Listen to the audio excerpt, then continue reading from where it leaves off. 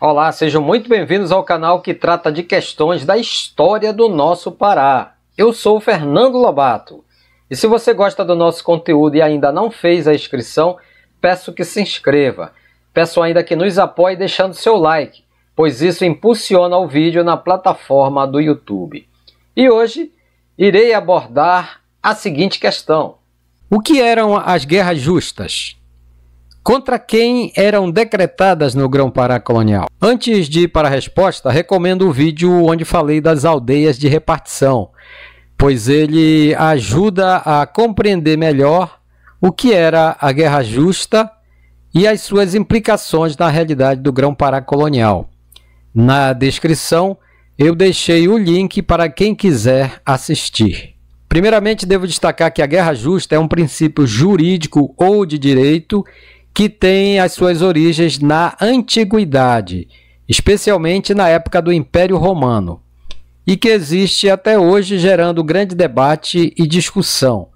E na imagem coloquei uma obra recente tratando do assunto. Em linhas gerais, trata-se de um princípio contrário à banalização da guerra em face dos sofrimentos e malefícios que ela causa. É nesse ponto que nasce a noção de guerra justa como o princípio de direito. Ou seja, antes de decretar uma guerra, as autoridades de um Estado ou governo devem estar conscientes do seu caráter trágico, de modo que ela só pode ser decretada em situações que demonstrem a sua necessidade e os supostos benefícios, que se possam ter através delas. Só com esse cuidado, uma guerra pode ser declarada justa.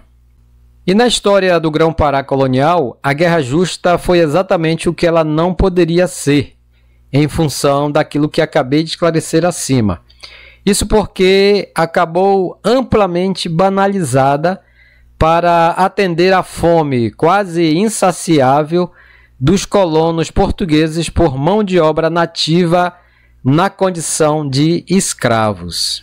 Conforme expliquei no vídeo que recomendei, cujo link está na descrição, a lei proibia a escravização dos nativos que aceitassem abandonar suas aldeias para se submeter à educação catequética nos aldeamentos missionários.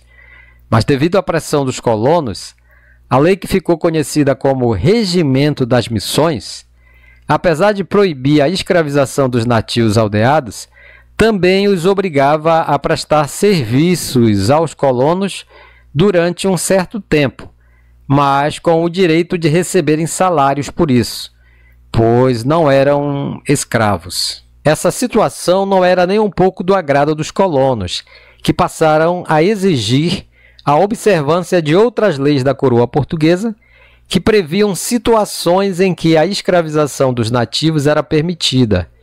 E a principal situação era a da guerra justa, haja vista que ela previa o direito de escravização da população inimiga que fosse capturada viva. E dois motivos costumavam ser utilizados para declarar a guerra justa contra os povos originários, ou seja, a recusa da educação catequética oferecida pelos missionários ou a demonstração de animosidade para com os colonos portugueses. A guerra justa acabou sendo o que não deveria ser, ou seja, algo banal e corriqueiro na realidade do Grão-Pará colonial. E por conta disso houve reação dos missionários, especialmente dos jesuítas, que passaram a denunciar essa situação. E depois de tantas denúncias, a coroa portuguesa, em 1680, baixou nova lei, não apenas proibindo a guerra justa, mas também a escravização dos nativos do Grão-Pará. Essa lei, porém, não aboliu a escravidão daqueles que já se encontravam escravos quando a lei foi decretada. Tal lei, como era de se esperar, causou violenta reação dos colonos contra os missionários, especialmente contra os jesuítas, os autores das denúncias, mas também contra as autoridades da coroa portuguesa no Maranhão e no Grão-Pará colonial. Mas essa revolta já é assunto para um outro vídeo. E por hoje eu fico por aqui, agradeço por terem assistido até o final. Espero vocês no nosso próximo História do Pará em Foco.